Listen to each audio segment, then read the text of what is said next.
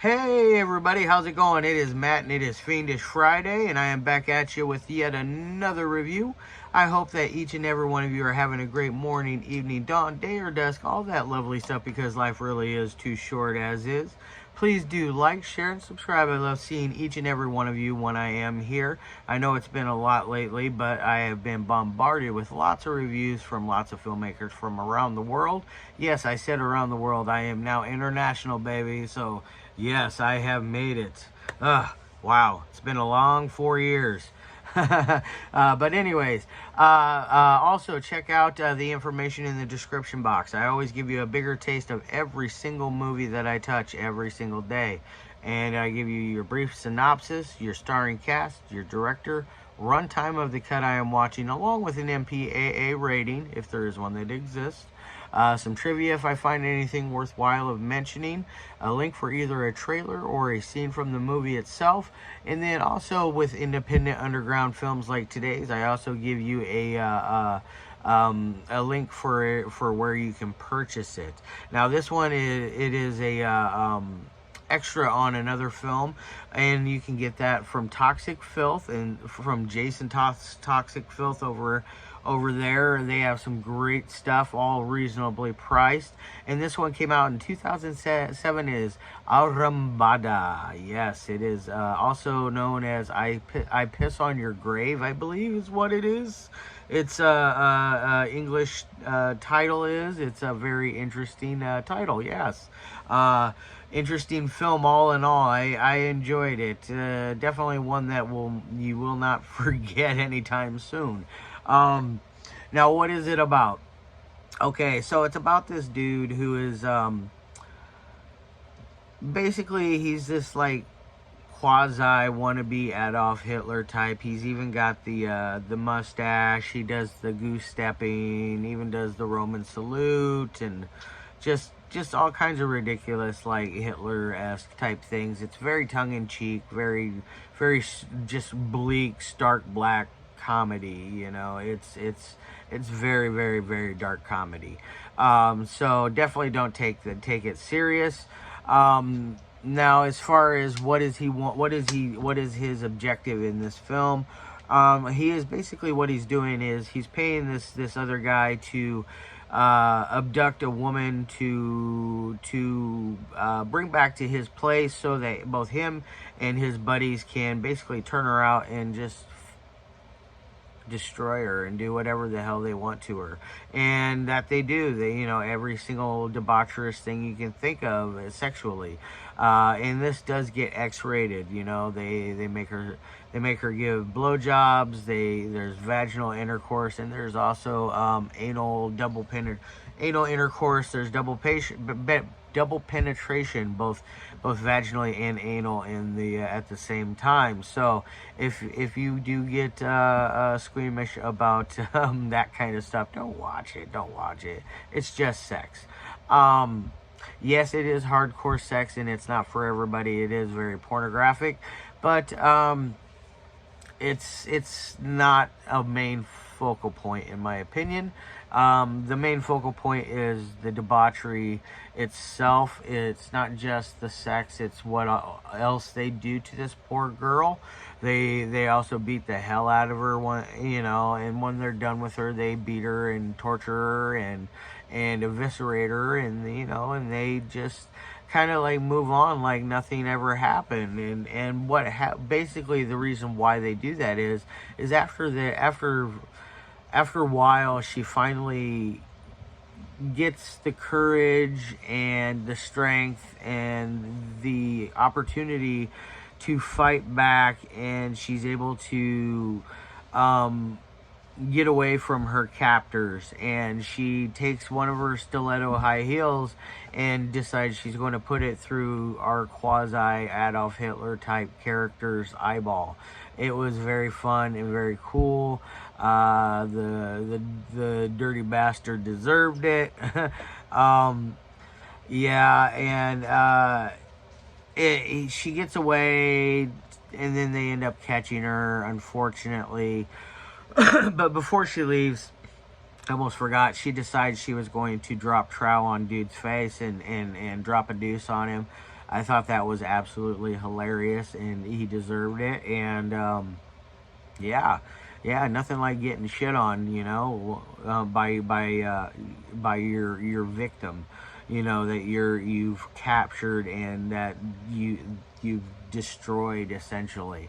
But they eventually ended up capturing her, and that's when they get to the degree where they're beating the hell out of her. They destroy her and eviscerate her, and it just gets completely even more out of hand at that point. And at that point, though, it's kind of weird when they go out to get her. The guy that procured this woman for them, he's having second thoughts about things at his place, and he's like, no, this just isn't right. I shouldn't have done this. He's on his way back there to stop this and try to alleviate the situation. He ends up getting killed in the process, gets stabbed right up the butthole by the girl. And then one of the weird captors decides he's going to reverse cowgirl on top of the pike that's the stake that was jammed up the captor up the wannabe savior's keister. So that was kind of weird, I kind of got a chuckle out of that, like, wow, homeboy's really a deviant, but they finally get to her and bring her back, destroy her, blah blah blah blah blah. The party's over, and then eventually our Hitler-esque character, who's got a eye patch on now, he is setting up the next party. And you find out what he wants for the next party. I'm not going to share that. I will just say it's worse than what this first party was. And it was absolutely like, oh my God, that's disgusting type of moment. I don't want to see that as a sequel. I'm perfectly okay with them leaving it the way they left it. Now this film it's a short film. It only runs at 34 minutes, so it is not a long one, so keep that in mind. Now, as far as any kind of technical abilities, this thing, it works well for what it is. It's not a masterpiece by any means. As far as editing goes, it gets a little sloppy in places, but I think that's just maybe a little bit of loss in translation because it is a Brazilian film, and me being American and all, there's certain things that are I would say are probably different styles of filmmaking between Brazil and America. But part of me also feels like that's poppycock because I watch films from all over the world and I'm able to understand them. So maybe it's just, I'm not going to say the filmmaker is inept because that's far from the case. The filmmaker knows what they're doing. They did a good job. They could have done much better, I feel like, as far as the overall editing goes. The overall story arc and plot development works very well. I think that is the best part of the film itself. It has a real sleazy, disgusting vibe, and it really makes you feel like you need a shower afterwards. So I like that. It makes you really want to watch it a second time just to really be for sure like, oh shit, did I just really see what I think I just saw and hear what I just heard or read in my case, it's very, very well made. The dialogue it gets a little like choppy, but once again, I think that's lost in translation type thing because I don't speak Portuguese at all. And I imagine some of it is very hard to transfer over into English dialogue because I noticed that with all sorts of films from around the world. And what else? Camera work was really on spot. I really liked a lot of the camera work. Acting worked really well. This is honestly some of the better acting I've seen in some of the lower ended budget films that I've seen lately. I mean, it's not going to touch anything like a Xanadu Hellfire or as much as I don't want to admit it, Beelzebub's Texas Chainsaw Massacre had some decent acting in it. There's just been but it worked. Everything about this worked with it. Even David Stojan's slave dolls was doll slaves or slave dolls. That's it, slave dolls.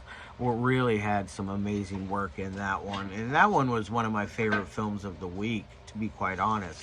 I actually even like that one even more than this one. So definitely check that one out. Check this one out as well. As far as a rating goes on this one, on the 1 through 5 scale, I'm probably going to give this thing a 3 out of 5. It is right down the middle of the road. It could be better, could be way worse. It works for exactly what it does. It's really sets you up for a wild ride. Makes you feel disgusting. Damn you, Jason, for sending this to me. You made me feel sick for watching it. No, I'm kidding, dude. I'm glad you sent this to me. I'm excited to check out the other stuff that you sent. It's just, you guys always carry some of the coolest titles. As you can see, I keep up my my King of the Cannibals poster is always up. This is one of my favorite films that you guys have released. And Schwabian, Sawmill Massacre, and of course The Executioner.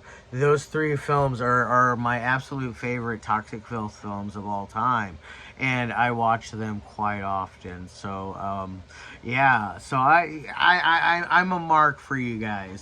Granted, I don't buy enough product from you, basically because I buy so much product from all over the place that I forget sometimes where I'm buying stuff from. But yeah, so I'm going to be hopefully getting some stuff from me here in the future. Yes. So go out, get you guys some Toxic Filth, and check out all kinds of stuff that they have. Necromaniacs, Hillbilly Holocaust. They also have one that I just recently reviewed, Violent Obsession, which is fucking sick as hell. Check that out. And then, you know, they got just so much cool stuff. But anyways, I'm going to get the hell out of here. I hope you all have a great rest of your day. I hope you have a great weekend. I'll be back tomorrow with another one. I'm going to be doing, I think, Kill Cam tomorrow. And then Sunday, I'm going to be doing another one. And then, of course, Monday, I start over again. All right, y'all. Love your faces, and as always,